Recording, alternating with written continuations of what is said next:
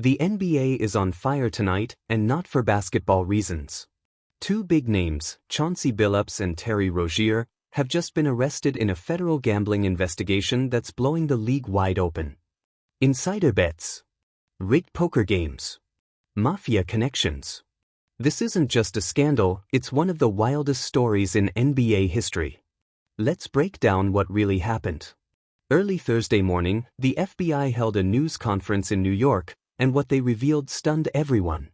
According to federal officials, Portland Trail Blazers head coach Chauncey Billups and Miami Heat guard Terry Rozier were both arrested as part of a years-long federal investigation into illegal sports betting and rigged underground poker games tied to organized crime. Individuals such as Chauncey Billups, Damon Jones, and Terry Rozier were taken into custody today. Former, current NBA players and coaches.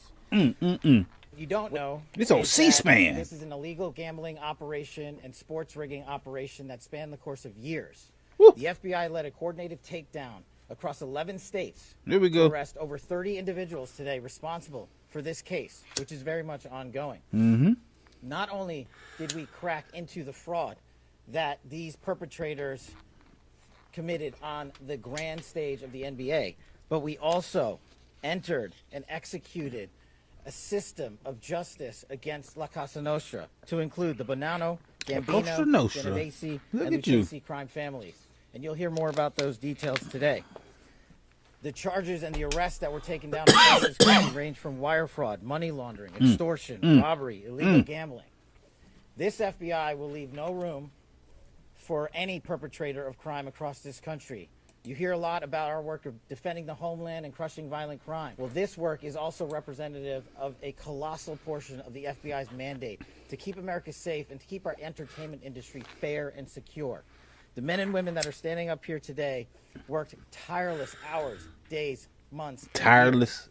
And the fraud is mind-boggling. It's not hundreds of dollars. It's not thousands of Get dollars. 'em. It's not tens of thousands of dollars. It's not even millions of dollars. We're talking about tens of millions of dollars in fraud and theft and robbery across a multi-year investigation. And we could not have done it without our interagency partners that are before us today. The NYPD, HSI, and teams of law enforcement officials from around the country made this day possible. It takes a team to bring this kind of justice, sweeping justice, into the halls of the United States courtrooms, where our brave United States attorney Terry Rozier snitching. Him and Beasley.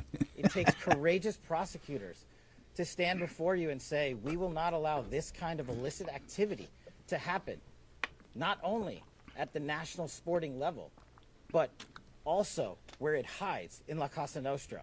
And when these two collided together, they perpetrated a fraud that is historic in terms of not just money, but the scheme and the deceit that they put out some to steal and swindle people from to include crypto fraud. This is an operation that showcases to you that under President Trump's administration, there is no room for any type of criminal behavior. You see? Be it on the world's largest stage, It's a big commercial. or in the back rooms of tiny parlors where guard games are being played. We are proud to stand here today with the men and women of the FBI and this legal team. And to the United States Attorney, I just want to thank you personally for taking the time to display the work that the media is about to hear about today in detail. As I said, it does take courageous prosecutors, but it takes a courageous United States Attorney to bring this case. They all on each other's dick, ain't they?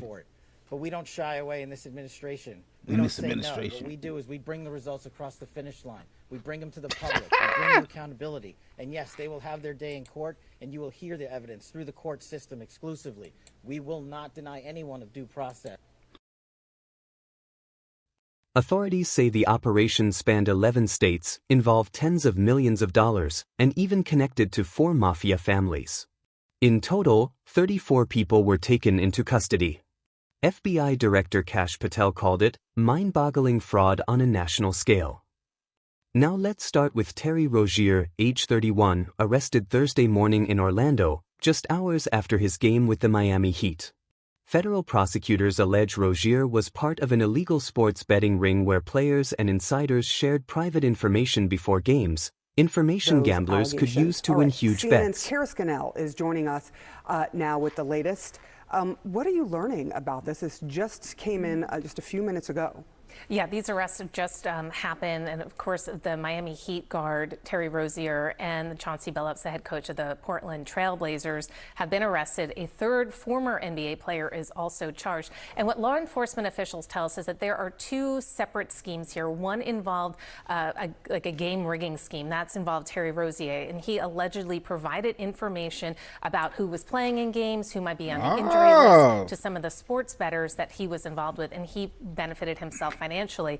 According to one official, he bowed out of a game faking an injury about 9 minutes in to help whatever bet had been placed on that game. Then there is a separate alleged scheme, and that's the one that allegedly involves the coach of the Trailblazers. And in that alleged scheme, that also involves three families from the New York Mafia families, the Genovese, the Bonanno, and the Gambino crime families. Yeah, this is a poker scheme, according to sources, that involved playing Texas Hold'em, and that Billups was part of that scheme, attending these games. And according to one official, his attendance was there to be used as sort of a distraction to some of the other players who were playing. But here's where it gets crazy.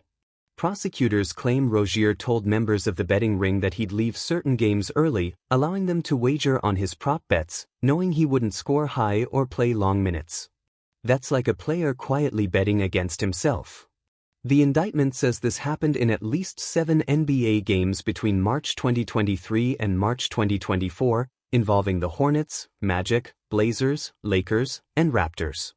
In 3 of those games, players reportedly pulled themselves out on purpose to make sure the gamblers' bets paid off.